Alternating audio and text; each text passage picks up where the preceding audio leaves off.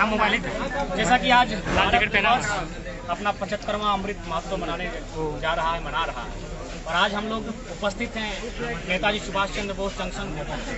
सबसे पहले मैं एक पंक्ति से प्रारंभ करूंगा कि आजादी के जंग में आजाद हिंद फौज बना, आजादी के जंग में आजाद हिंद फौज बना, जन जन में जगाए उस जोश को प्रणाम है। तुम मुझे खून दो मैं तुम्हें आजादी दूंगा, जैसे क्रांतिकारी उद्घोष को प्रणाम है।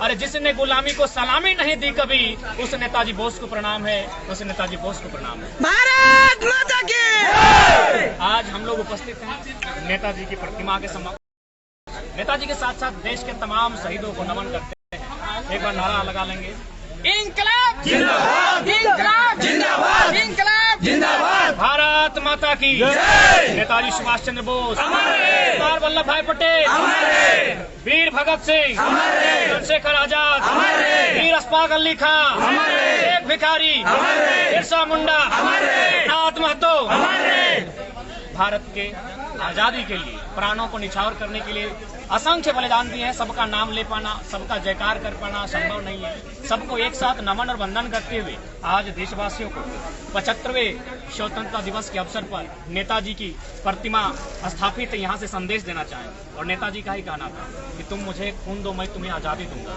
उन्होंने युवाओं को एक संदेश दिया था, लड़ने के लिए प्रेरित किया था। आज कहीं ना कहीं बेशक आज हमें आजादी का अनुभव हो रहा है। आज हम लोग सड़क पर निकले, कोई रोक टोक नहीं था, कोई बैरिकेडिंग नहीं था।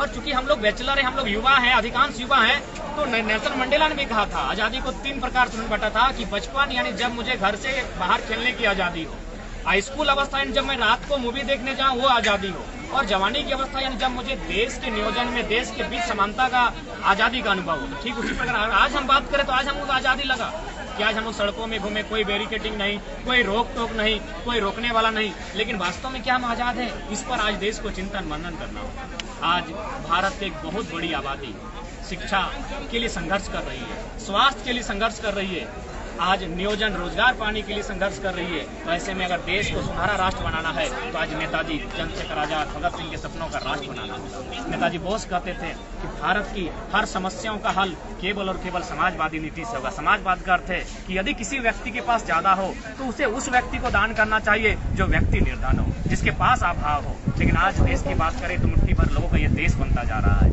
आज लोग हमें कहते हैं कि आप 5 साल पहले जब स्टूडेंट थे बहुत अच्छा भाषण देते थे, आपके भाषण से तालियां गूंजती थी, लेकिन आज आपके भीतर एक विद्रोह की भावना दिखती है। हमने कहा उसमें मेरा क्या कसूर है? आज मैं एक इस उम्र की अवस्था में हूँ जहाँ मैं सच्चाई को प्रेजेंट करता हूँ। मैं जब छात्र था तब मैं उन सब बातों को रखता था जिससे तालियां बजती थी, जो सुनने में अच्छे लगते थे। लेकिन आज अगर बात करें तो आज हमें चिंतन मनन करने की आवश्यकता है। भगत सिंह कहते थे आजादी हम गौरव से ले लेंगे, पर क्या आजादी गांव, गरीब, किसान, खेत खलिहान तक जा पाएगी? लेकिन आज भी गांव का व्यक्ति थाना जाए या ब्लॉक पदाधिकारी के सामने जाए, वो डरा हुआ महसूस करता है, वो खुद को ठगा हुआ महसूस करता है। इसीलिए आज राष्ट्र को सोचना होगा, आज राष्ट्र को ऐसे नियम बनाने होंगे जिससे हमारे शहीदों का सपना साकार हो सके।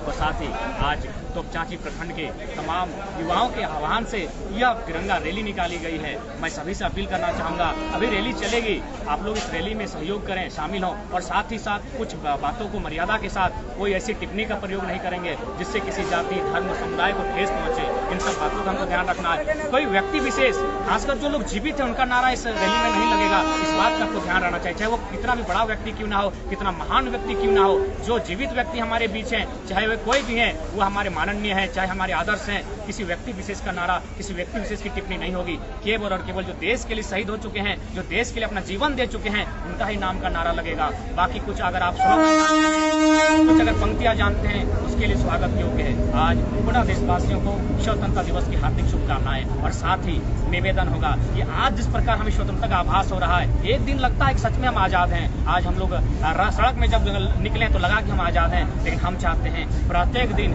इसी तरह आजादी का अनुभव हो। कहने का मतलब है लोगों को डर ना हो, लोगों को सरकार से डर ना हो, सरकार की नीतियों से डर ना हो। एक आम व्यक्ति इस देश में अपना जीवन का उत्थान कर सके। और नेताजी बोस ने कहा था, उन्होंने कहा था, मैं उनकी बातों को थोड़ा सा घुमा के कहना चाहूंगा कि देश का विकास एक देश के अमीर व्यक्ति की पत्नी जो 3 लाख का चाय पीती है या 2.5 लाख का लिपस्टिक लगाती है उससे तय नहीं होता है। गांव के अंतिम व्यक्ति जो अपने गुल्लक से पैसा निकालकर बाजार जाता है और खुशी खुशी धनिया जीरा गोल की खरीद के घर आता है, उससे देश का विकास तय होता है। तो इसलिए आज अगर नेताजी बोस का अनुसरण करते हैं, भगत सिंह का अनुसरण करते हैं, सरदार पटेल ने भी कहा था कि भूखे नंगे लोग गांव को जला देंगे। आज देश में बहुत बड़ी आबादी भूखी नंगी है। आज सरकार को, आज हम सभी को इस पर विषय पर चिंतन करना होगा कि हमारे देश के जो लोग हैं वो शांति के साथ, उन्नति के साथ कैसे जीवन यापन कर सकें। पुनः कहेंगे इस रैली में सभी आमंत्रित हैं, इस रैली में भावनाओं को नियंत्रण में रखेंगे। कोई ऐसी टिप्पणी का प्रयोग आप ना करें जिससे किसी व्यक्ति को ठेस हो। हाँ, अगर अभी तक किसी रैली के माध्यम से अगर ऐसी टिप्पणी का प्रयोग हुआ हो